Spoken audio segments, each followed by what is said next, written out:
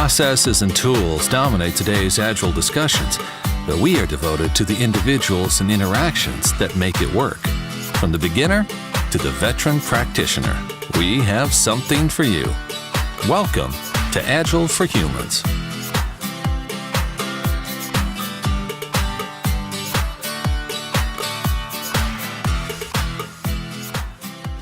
All right, we are still at The Ohio State University at the Path to Agility Conference. Joining me now, Justin Browder and BryanSchoeff of AXIA Consulting. Guys, how are you doing? How are you enjoying the conference? Excellent. Great. How are you? Great. So you guys are speaking. Is this your first speaking engagement or at an Agile conference? No, so it's our first one together. This is our first one as a duo, and we actually just walked out of our engagement about 30 minutes ago. Great. So what message did you guys bring to the Path to Agility? So from my angle, really what we wanted to talk about was project managers and developers on Agile teams specifically. Some of the stereotypes there that we all know exist, and we wanted to acknowledge those.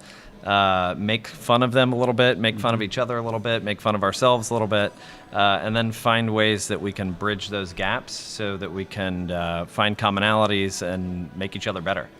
So what is the secret sauce behind getting PMs and devs to play nice? So if you give me one word, I think I'd say empathy. Yeah, I think almost everything ends up concluding there. Yep. And that seems to be the common thread as you walk through all these different practices, and no matter where in the minutia you are, if you're talking about how you perform and execute a stand-up, how you track stories, it tends to be putting yourself in the other person's shoes, gets you there a lot quicker. So it sounds like focusing on meeting the needs of each other will, like any good relationship, will tend to take care of itself, right? You got it. And even in creating the presentation, we created it separately so that I would represent the project managers, he would represent the developers, slapped it together and just rolled with it. So what are some of the behaviors that you see on the PM side that emerge on an Agile team or during an Agile project that are hard for the devs to comprehend? You want to take that? I think there's a lot of things that center around tracking where things are going. We get into the age-old argument about estimates. Project managers are very concerned about that. Developers tend to, I don't really care. Right. And trying to bridge, where do those things, why do you need that information, communicating that to me trying to do the best I can to give you something that's accurate, or at least truthful. Accurate, sometimes tough numerically. We gave this session at the PMI conference here locally in Columbus. Very different temperature in the room. Sure. You had 300 waterfallogists, whatever you would call them. And so as we were talking through estimation, someone raised their hand and said, well, I just think all developers need to go to estimation school. And that was his mindset. And I think that illustrates a lot of where project managers, especially the more quote-unquote old-school project managers, come from. Of these guys need to estimate better. And so, I mean, that gets us into some of the issues that we found. Yeah, let's send the developers to estimation school. Let's send the PMs to developer school. Let's have them all get CS degrees, and we'll all just do each other's job. And then we'll be fine. Everything will be much better, right? So there are some good things around estimates, though, that the people paying the bills often want to know when they're going to get their stuff. And so what we have found, even though developers dislike estimation, and I, being a Java developer for a number of years before moving into other areas, relate. Estimation is not a fun part of our job, but the people need to know what they're getting, when they're getting it, how much is it going to cost. And if we're not meeting that need in another way, it's back to the meeting the needs and having empathy for the information needed, we are going to get the pushback. So when you have that estimation conversation with the developer, what are the things that you talk about? What do you tell them that helps bridge that gap and helps them understand who's paying for what? This, from a project management standpoint, I think that if I could highlight one thing that we talk about, Sure. It would be this. It's that no matter the conversation, provide that context. I think that what project managers are guilty of is they arrive at a developer's desk or in the cube and they say, how much done are you? Give me a %. And they hear it and then they walk away. Without telling them where that information's going, why they're asking the questions that they're asking, just virtually no context. And imagine that you're in a developer's shoes trying to answer that kind of question. It's impossible. And so I think that what we urge in our session is to provide that context. If you're going to ask for progress, 3 months before you should have said, in 3 months I'm going to be asking for progress. This is why. This is where that answer is going to go. Right. This is how you can see where that is communicated. And this is how we'll do it in a fair way. Yeah, I think that's important to set. Basically, you're setting expectations up front, and you're being open about what you're going to need down the road, and that's very critical to, I think, getting acceptance to practices that we dislike. Right? At least we know what's coming, and it's needed. But I think once you lay out the story, right, that we need this estimate, and this is why we need it, and this is when we're going to need it, it is much easier for the developers to swallow. Yeah. I think part of the empathy then is the PM considering why doesn't the developer want to give an estimate, right? And there's a lot of things there, right? It's the carrot and the stick. Mm-hmm. Is this estimate going to turn into a baseball bat and hit me right upside the head? Is this estimate, am I able to give an honest one? Do I know enough about the domain, the problem, the complexity to actually give an estimate? Who's going to see this estimate? Is this going to be on my annual review if I was off by an order of magnitude, or what is the consequence? And so, what I find aside from empathy is typically trust. Mm-hmm. If there is a trusting relationship between the two roles, the two people, these tend to go better. Is that your experience as well? It's certainly mine, and I think that the two coincide. I think that if you're not in a position where you trust yet, if you start from a position of empathy, you build that trust a lot quicker than if you go in playing the role of capital M project manager that's going to be doing those reviews later. Right. All right, everybody, we're going to take a quick break, but when we come back, more with Justin and Bryan on how project managers can fit on Agile teams. Please stay with us. We'll be right back.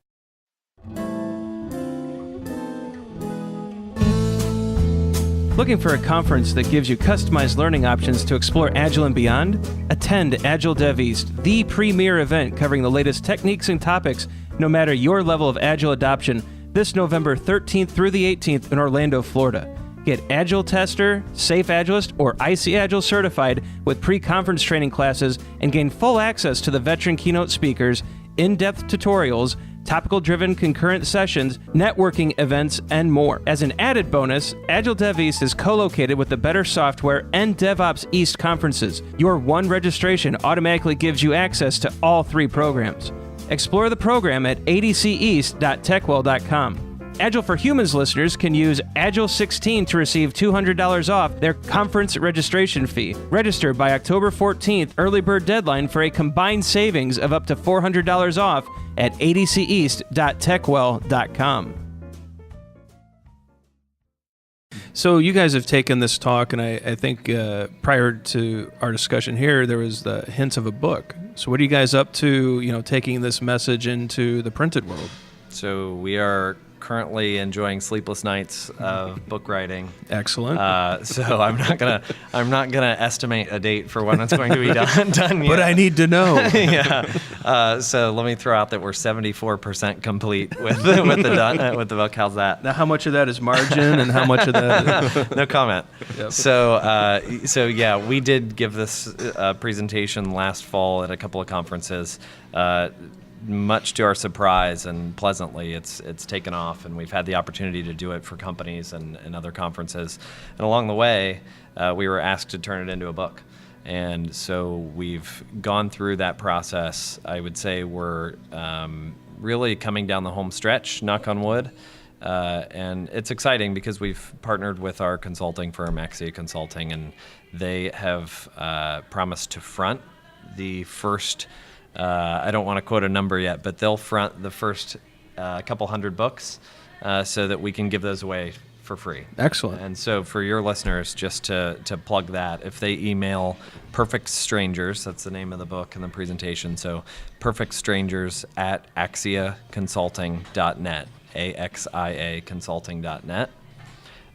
They reach out, say, heard the podcast, saw the presentation, would love a book, and as soon as it's ready, we'll get one on your hands. Oh, that's great. Really appreciate you doing that. We'll make sure to get that in the show notes. And Great. anyone listening, if you send a message to that email address, it sounds like you're going to be in line to get a copy of this. Absolutely. Perfect Strangers. It's a great title for discussing the relationship between PMs and developers and how to make hopefully how to make that relationship better. Seems like any marriage counseling or advice book you pick up fits the bill as well. So I'm interested in seeing the similarities between the two and how you go about it. If you had like the big tip, the thing that that has brought you as a PM, and you Justin as a PM, and you Bryan as a developer together, and helped you work together, because you guys are coming at this book from different perspectives. Absolutely. Yep. So are you guys having to check in with each other regularly and bounce ideas? What is it that is allowing you to collaborate effectively and get your viewpoints together into one text? So from my perspective, I think that it's that we have trust built on friendship. We've known each other 10 years, so we are perfectly capable of sitting across from each other and say, what is with these developers, what is with these project managers? And so when we've approached the presentation and now the book, we've purposefully fenced ourselves off a little bit and said, go write your section so that it's open and honest from where I sit as a project manager and where Bryan is as a developer. And then we've had check-ins to make sure that this all plays nicely together. But yeah, I think that it's that level of trust, and just as where we're talking about with a team, you need to build that trust. We do the same thing as we've been presenting. And I think there's an element of, again, building off of that trust, where we, because we're making fun of each other a little bit, where we have to be okay with that, be comfortable with some of the things that he's saying about me and that I'm saying about him that might hurt a little bit if we don't back up and look at it objectively. Sure. So I saw, part of your presentation, you guys are going through a stand-up exercise, and I'm curious if you could tell our listeners a little bit about it. It seemed like your audience was having a lot of fun with it, that it was enlightening, to say the least. So from a stand-up perspective, what do you see as far as the developer versus the PM and how some of those go? So one of the things we do in our presentation is confess your sins. And we walk through some of the stereotypes, and then we say, cleanse yourself. Let's talk about what you may be guilty of. And I certainly think that project managers go into a stand-up, as well educated as we may be in the Agile world, there's still something in the back of our mind that craves a status meeting for our status report. Sure. And so we facilitate and ask questions that lead you to that status meeting feel. And so I think that that's one of the things we need to break out of. Yeah, and I think from the developer side, there's, and it's not everywhere, but there's certainly a tendency to not contribute or contribute as little as possible. Maybe not calling out something that looks like it's going to be a blocker as quickly as you should, because of some fear that there's going to be retribution for that. We had a great exercise in the room today where we said, okay, you're here. It was a group of largely Scrum Masters, project managers. We said, you're here. Did your stand-up happen this morning? A third of the room said that their stand-up did not happen. That as self-organized as they are, and as much as we're at a Path to Agility conference, a third of the teams did not have a stand-up today because their project manager didn't corral them. Wow. Yeah. Really enlightening. Oh, it's a huge point. It's one of those that they're clearly not getting the value out of it. They're not executing it correctly. And that should actually be a huge learning moment for the third of the people who said something that their team didn't have it. So if they take it that way, if they take it as a learning moment for themselves and not that they need to be there with the stick. Exactly. I guess there's multiple lessons you could take from it, right? Well, guys, wish you a huge amount of luck and hope the book is successful. Thank you. I'm really looking forward to reading it. I'll make sure to get my email address in there, and as soon as the book comes out, we'll get you back on, talk about how things are going, and really deep dive some of the topics. So that'd be great. I really appreciate you joining me here at the Path to Agility conference here at the Ohio State University. Yep. And hope you guys enjoy the rest of the conference. Great. Likewise. Thanks. All right. Thanks, guys. Hey, everybody. Ryan Ripley here. This was a fun podcast. I really enjoy conversations that bring project managers, developers, and everyone else together. That's really what the Agile community and the Agile manifesto was all about. Let's bring people together. Let's develop great software. It reminds me of many of the things that I've seen at Agile Dev East. It's a great conference that brings CIOs, business analysts, developers, Scrum Masters, project managers, so many different types of roles and people together to collaboratively talk about how we can develop and deliver software better. I hope to see many of you out there. I would love to meet as many Agile for Humans listeners as possible. Don't forget to use Agile 16 when you sign up at adceast.techwell.com. It's a great savings for a great conference. And again, can't wait to see all of you out there in Orlando, November 13th through the 18th. Thanks, everyone. Thanks for listening to Agile for Humans. Let's keep the conversation going.